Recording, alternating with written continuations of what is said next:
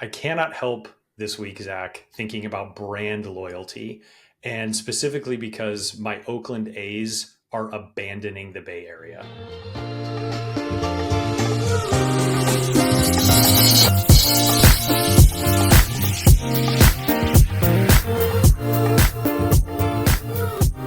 I don't know much about baseball, Gabe, but I definitely don't know as much about the A's. So I did see the TikTok of the A's fans, ripping out the seats and walking off. I'm curious to know how far they got with those seats. But I saw this video today, and my first thought was, why are they taking the seats? And then I kind of connected the dots talking to you, and I was like, oh, it's their last game. It's the last game. So I had to, I'm rocking my swinging A's t-shirt today because I just had to wear that on the podcast. And I think it's going to align nicely to our topic today, which is brand and brand loyalty. But just to give you a super quick history of the A's. So I've been an A's fan, Oakland A's fan since I was 8 years old. I remember watching the 1988 World Series when they played the Dodgers. And that's when I fell in love with the A's and fell in love with baseball. And the reason I was thinking about brand, this kind of idea of loyalty and brand, is I don't think there's an industry that has more brand loyalty than sports. Where if you become a fan of a team when you are young, you are probably going to be a fan of that team forever unless they do something to really, really make you mad, like the A's have done to me over the last 5 years with this whole we're going to leave town unless we get a new stadium, and now we're actually officially leaving town and it is their last game today. And it's a little sad, Zach. I'm not going to lie. I mean, I feel like I see this even in like college sports. My teams, as questionable as some seasons may be, there's always the people in like the comments on Reddit or the tweets or X's. I don't know what we decided on calling those at this I'd point, still go but tweets. yeah, you always have the people who are like, like I've graduated in the '80s, and there's still good seasons, bad seasons, so on and so on. But you've got those loyalists who are loyal to the brand, and I think that ties very nicely into our conversation today, Gabe. With I think the added example of how does brand loyalty differ from customer loyalty, because these are two similar but very different topics. hmm Yeah, and I was thinking about this when you brought that idea up of customer loyalty versus brand loyalty. I was thinking about it almost in the context of baseball versus a specific team. Or, hey, I'm a fan of this sport and I'm also a fan of this specific team. And I know we're going to talk about this here a little bit more in a minute, but I kind of feel like customer loyalty falls more into that, like, hey, I'm a fan of this sport, and then brand loyalty falls into, hey, I'm a fan of this team. That's where it gets emotional. You get emotionally tied up in your fandom of that particular team. I think that's a fantastic way to put it, Gabe. And I know you had another example in here, Zach, which I really liked. Can you talk through the example that you were thinking of around customer loyalty, and kind of talk about how you see the difference between customer loyalty versus brand loyalty? Yeah, and this could be a whole episode by itself. There's so much we could talk about here, but if I wanted to summarize this up, customer loyalty is really when you have customers who are choosing your product over an alternative, perhaps even based on a previous experience. Like, we've all had maybe a negative experience with the product, and we've tried something else, but it's a very transactional relationship. And one of the examples I can think of, because we don't talk about food and beverages enough, let alone Starbucks enough. Still don't get paid by Starbucks, but they have the loyalty program with they call it stars. They're not called Yeah, stars. points. Yeah. Yeah, you Well, might it, know a little. it does tie in nicely to the Starbucks, Yeah, kind of brand name. So the stars is a good thing. yeah, you might know a little bit more here, but I immediately like went back to like the McDonald's points on the app. But think of that loyalty program. It's going to keep you coming back to Starbucks for that transaction, right? You bought a coffee, and oh well, now you gain points. You buy another coffee, and get some additional points. So very transactional. Whereas with brand loyalty, despite changes to your products and your services and your pricing, it's kind of that intangible perceived value of your products. And there's kind of two brands I think of when it comes to this. Number one, how could we not talk about Apple? Apple comes out with a new iPhone, a new Mac every year, and you pay a premium. You're not shopping for the cheapest phone in most cases. You're buying a trusted product from a brand you trust. Yeah, we've talked about the privacy in Apple again. I think that again ties into that brand loyalties. People genuinely trust Apple with their data. And then the other example I have here is Google. When Google comes out with a new product, I think of Gemini even, right? Like we all know, like if you need to find something on the internet, I think like 90+% of us will go to Google. Then you got the My 10% son on Bing gives and me a hard Yahoo. my son gives me a hard time because whenever he asks me just to look something up, I say, I'm going to go Google that. And he just gives me a hard time about my automatic search default just being Google. But Is hey, your son a that's what it Bing is. fan, or I don't know what why are he they gives me teaching in crap about schools it. over there? Ironically, they have Chromebooks, so he's using Google products in school every day. So I don't know what his anti stance is against Google, but he does give me crap about it. Oh, he's a Yahoo fan, which I think is tied in with Bing a little bit. But anyway, with Google, so again, it's sort of that emotional connection. Google, we all use search. Most of us use search. But when they come out with a new product, for the most part, you're willing to try it. They came out with Gemini. People tried that and had their experiences there.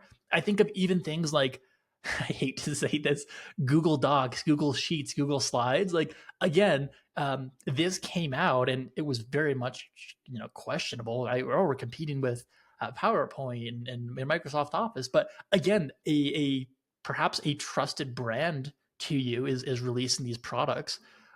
So naturally, people do trust them a little bit more. And again, going back to the Apple case, you're paying a premium in some cases. Like you're not looking for the lowest price, or you're not looking for one product over another. You're looking at the brand as a whole. And again, I don't know if I mentioned this, but very much emotional on the brand loyalty side. Whereas with the customer loyalty, I mentioned that was a transactional relationship. Yep. Yeah, and one of the other things you mentioned there with Apple, you're paying a premium, and yes, you're absolutely right. You're definitely paying a premium for those products. And what's interesting is that oftentimes with Apple products, the features and functions that they roll out aren't necessarily anything that hasn't been in market before. Most of the time, they're fast followers around a specific function. I saw a joke this week, Zach, that was basically, Apple announces a new software release and all these new features, and somebody going, Android's had that for like the last 7 years, which is funny, but also is kind of true, right? Where frankly, a lot of the development and new features and functions that come to phones happen on Android before they come to iOS. And I know we spent a whole episode talking about cool iOS features last week, but the reality is that a lot of these things from a technical perspective, the Android phones are probably more technologically advanced, but people are still willing to pay a premium for Apple because they have that emotional attachment to the brand. I really dislike that. Oh, Androids have done this for the last 5. I hate that like so much. Not because I'm an Apple fanboy, but it's like, well, if I wanted an Android, I would have bought one again. But I'm loyal to this Apple brand, and the reality is, and I hope someone wants to fight me on this, but the quality of Apple products is very much superior. Now, I will say the flagship phones we see from brands like Samsung and Google, I've always said every company makes fantastic flagship phones. It comes down to user preference, brand loyalty again, which one works best for your lifestyle. So yeah, Android may have been able to customize your home screens for the last 10 years or so, with different colors and stuff, but that is the last feature I care about in iOS 18. Like I'm looking at everything that came out, and Gabe, I told you, I was like, I played with it, kind of decided I didn't like it, and then just went back to my original home screen. Not saying that's going to be representative of everyone, but Android versus Apple, I hate that debate. Both are fantastic. Both are great. Personally, the iOS works better in my life, so I use that. So that's my stance there. But even going back to our Google example here with the brand loyalty, it's interesting too, Gabe, to see brands make mistakes that impact not only their brand I loyalty, thought about but that when their you were customer talking about, loyalty. yeah, I thought about that when you were talking about Gemini specifically. And, Google got a lot of shade thrown at them a few months ago when they rolled out Gemini initially, and some of the AI search results were questionable at best, talking about eating glue or, using glue to hold a pizza together, crazy things like this, right? Or keep the cheese on your pizza, I think was the thing. But, because they have built brand loyalty, people are willing to give them a little bit of a pass, I guess would be maybe the right way to say that. And they took a step back, did some more, did some more work on Gemini and some of the AI search results, and they've rolled it out again. And I got to be honest, I've been really impressed with the AI search results. I mean, pretty much almost every search I've done recently has come back with an AI search result, or search description or whatever, and they've been quite good. I've been very impressed. This actually reminds me of an example that happened 2 days ago. Gabe, one of my favorite YouTubers, specifically with tech, is MKBHD. Have you Hmm. seen any of his videos? I have, yes. Fantastic attention to detail, does great reviews, but he made a mistake, and he's known for making reviews that oftentimes, kind of end products. I think of the Rabbit The AI rabbit, thing. yep. He gave them a fairly negative There was review. that other pin, right, that he basically completely Yeah, there destroyed their was business the model. Fisker, even, the SUV, Yeah, the the car. Yeah, electric that's right. SUV. But he made a mistake this week, and he released an app. So he reviews tech, right? So he's very critical.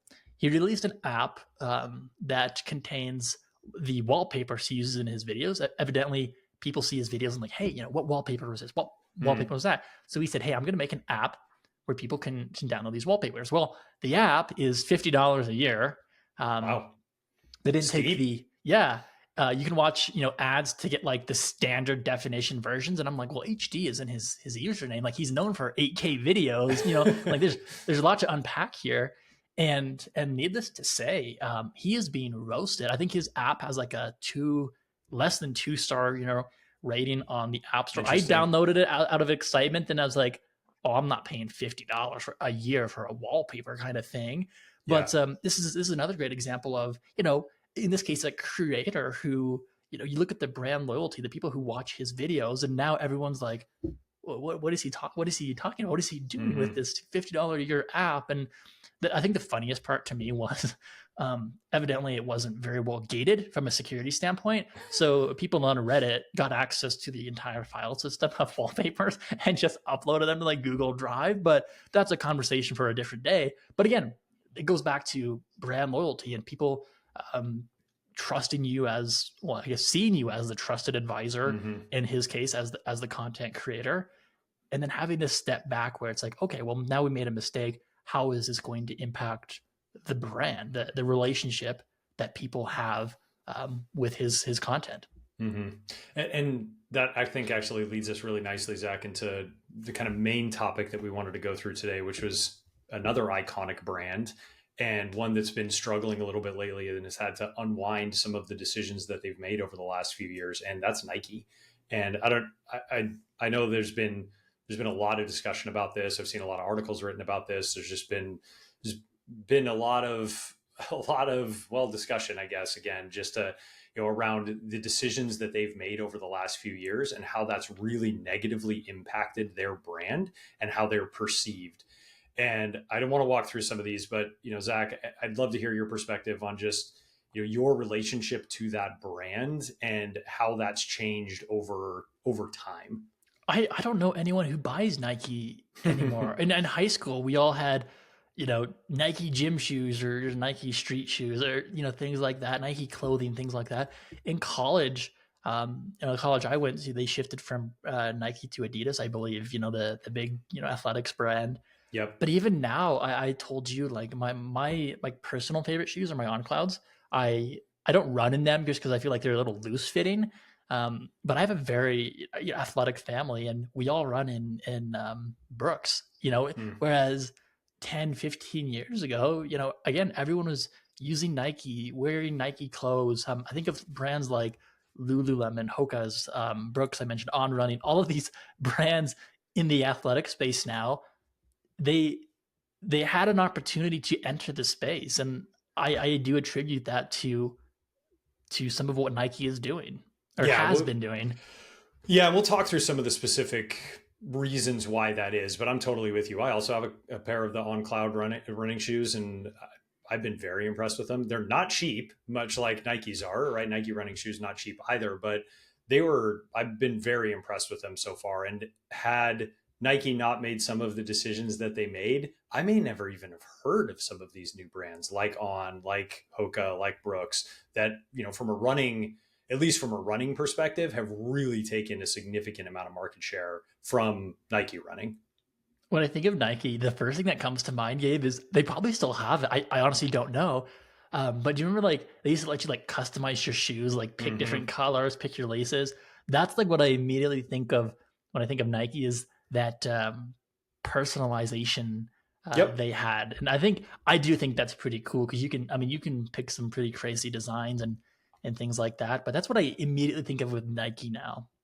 Yeah, no, it's a good point, and certainly we love personalization here on buffering, right? It's a great way to create brand loyalty. But yeah, I feel like they've kind of moved away from some of those things that really made them iconic. And one of the first things that we wanted to talk about here was the big challenge that they had was they eliminated categories. And what I mean by that is they used to have categories like running, baseball, football, basketball. And when you went to their website, everything was organized and structured based on that. If you went to a store, a Dick's or, whatever, to purchase a product, everything was organized like that as well.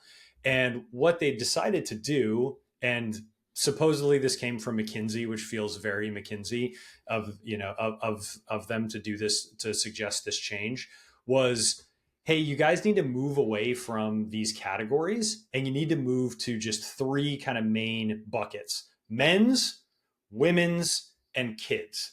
And when you do that, you've got all these duplicate positions that you're going to be able to eliminate. So we're going to get all this cost savings by firing hundreds of people who previously there was duplication of effort between maybe a basketball group and a football group. And now we've eliminated all these positions and just have these three main categories. But unfortunately, what that resulted in is a loss of a ton of expertise in each one of those categories. And their brand has really suffered because of this, because they don't have anything unique now that they're bringing to the table in each of those categories. Everything just, again, got thrown into men's, women's, and kids. This reminds me of a Jim Gaffigan bit. I'm trying to like contain myself over here thinking about this, but he does a bit when he's talking about like buying new shoes, and he goes to the shoe store and he finds a pair he likes, and the salesperson's like, "No, those are pole vaulting shoes. Those are biking shoes, right? Like what do consumers actually want to buy?" Well, they want to buy something that obviously they enjoy, and in theory, if they are, that's one of the things that Nike, I think, did a really good job of over the years, is making, if you have a body, you are an athlete. I remember that Hmm. marketing campaign, and so it really opened up a world of athletics to people who maybe didn't necessarily see themselves as athletes. I think that's something that they did a really, really good job of for a long time. And as they've moved into these sort of generic categories versus specific categories for individual sports, it's that part has really suffered. And now they've actually flipped back, and they didn't go back to categories because that would have been admitting that they made a mistake. So instead they went to fields of play, which is basically the same thing, but they just couldn't go back to the exact same thing because then the CEO would have, and everybody involved in that decision would have looked like an idiot. But I think it's interesting that they went to this very generic thing, and now they're starting to realize, oh crap, maybe we made a mistake, and we're going to shift back to the more specific products of what is the person actually going to do with this thing that they are buying from us. So what's next for Nike, or what's next here, Gabe? How do we come back from this? Yeah, I mean, it's a good question, right? I mean, I think it's really refocusing around brand and refocusing around what made Nike such an iconic brand for so long, which is that idea of, if you have a body, you are an athlete. And also a shift back to retail. This was another big change that they made, and ironically, it was a really good change when they initially made it, because they decided to do this move to direct to consumer, to DTC. And generally, Zach, I love me some DTC, but they decided to move away from the companies that they were doing business with before, those retail channels, retail stores, and start to move to more of a direct to consumer model. So they eliminated all these agreements with wholesalers that they'd had for decades. And to go back to a previous conversation we were having about Hoka, about Brooks, all of a sudden they lost all this shelf space to these upstarts. And so if you went into a store, there's a great running store that's like 3 blocks from my house. It's a local guy. He's really into running. He does all these local group runs and things. He's awesome. He's talking about branding. This guy's got it like nailed, right? But if you walk into his store, there is not a single Nike running shoe in that entire store. Not one. It's all On, Hoka, Brooks, Solomon. Like there's a couple other ones in there, but not a single one is Nike. And if you're walking into a store, a running store, to buy running shoes and your brand is not represented in there at all, that seems like a massive problem. All I can think of now is like the trauma, like growing up, like my mom, like taking us shoe shopping, going to like Shields and trying on shoe after shoe, seeing how this one fits, this one fits. It's the worst. But I remember in Castle Rock, Colorado, even in Loveland, there was, I don't know if it's still there, but a Nike like factory outlet. Mm-hmm. Pretty cool place. You can buy your Nikes off the shelf, but oh man, I do not miss those days. Now you very much, I have been shoe shopping in the last 12 months, but like for the most part, you just go online, kind of look at these different brands, compare them. But to your point, there's so many brands you can choose from now.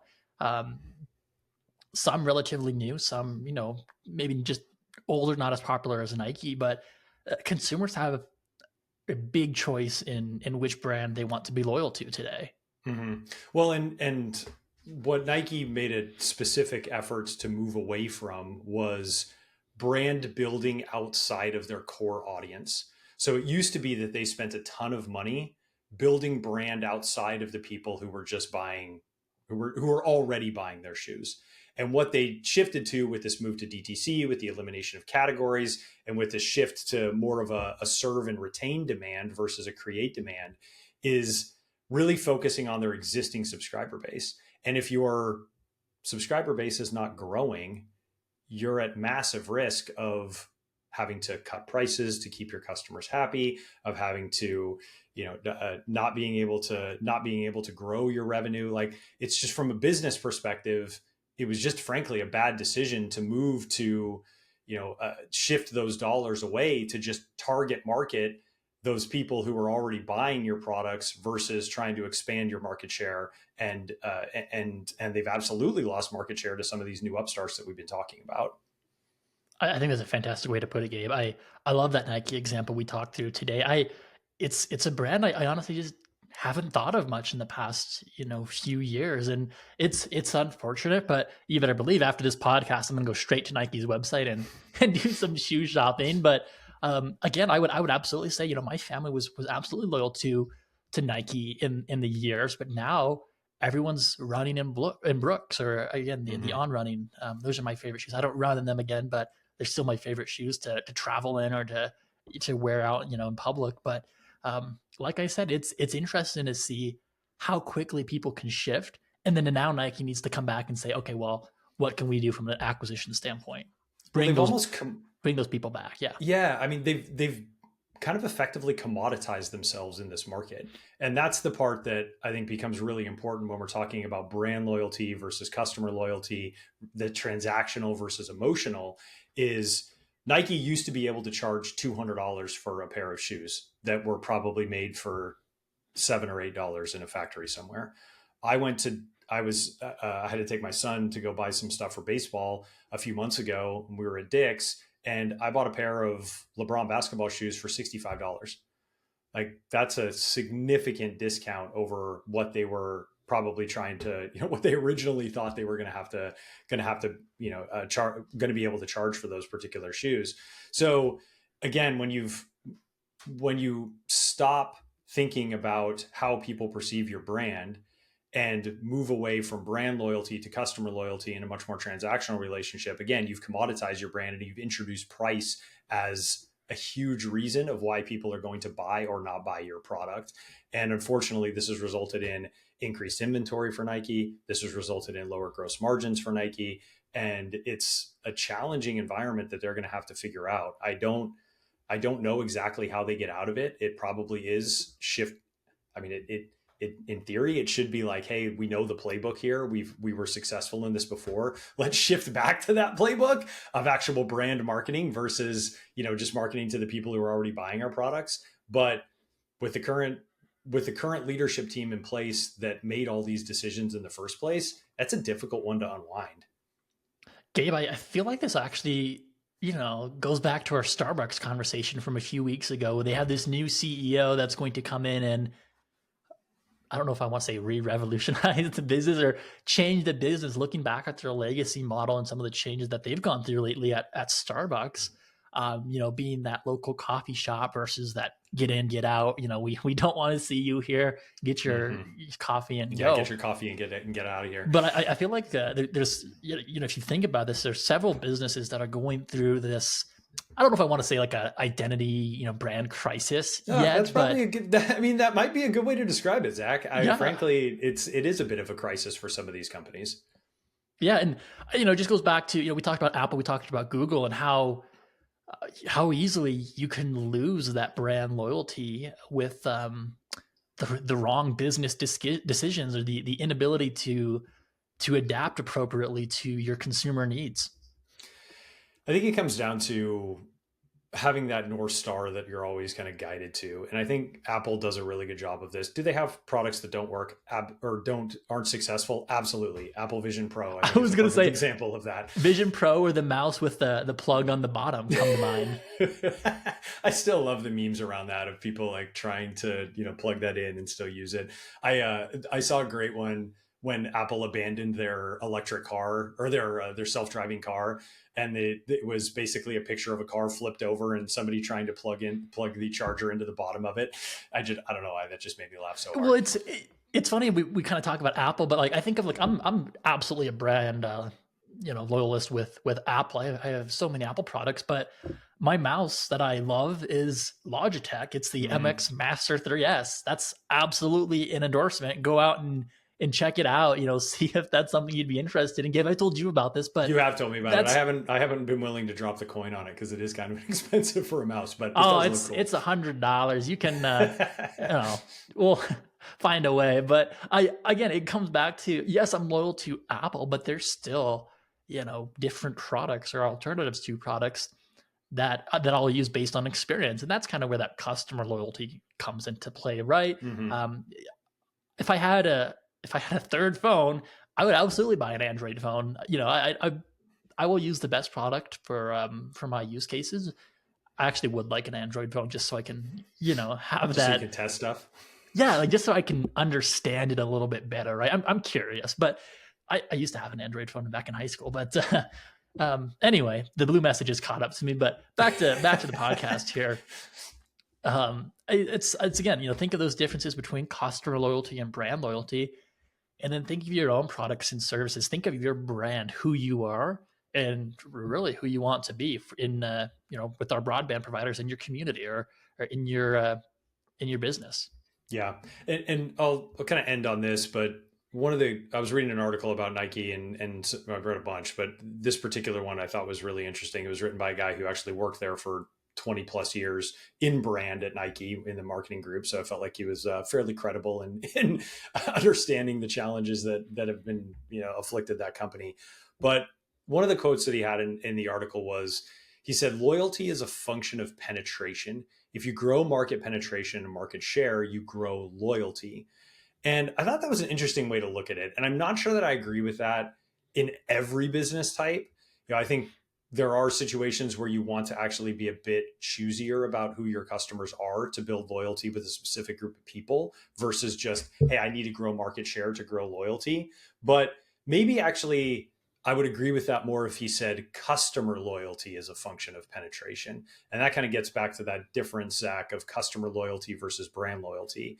If it's just customer loyalty that you're trying to build, then having as much market share and as much penetration as you can probably makes sense, kind of like with Starbucks, where there's one on every corner and you can, you have that transactional loyalty with them versus a company that maybe wants to be a little bit more premium and have that brand loyalty. It takes me back to, who's your target audience? Everyone. Yes.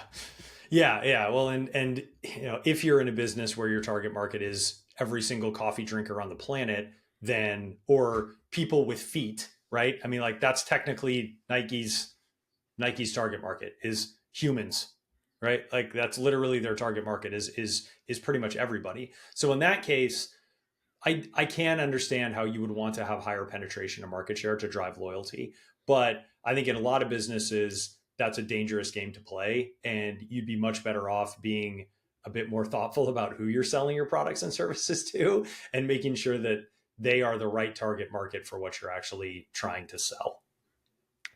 I agree, Gabe. I think fantastic episode here. I think we absolutely have to dive deeper into customer loyalty and brand loyalty. Mm-hmm.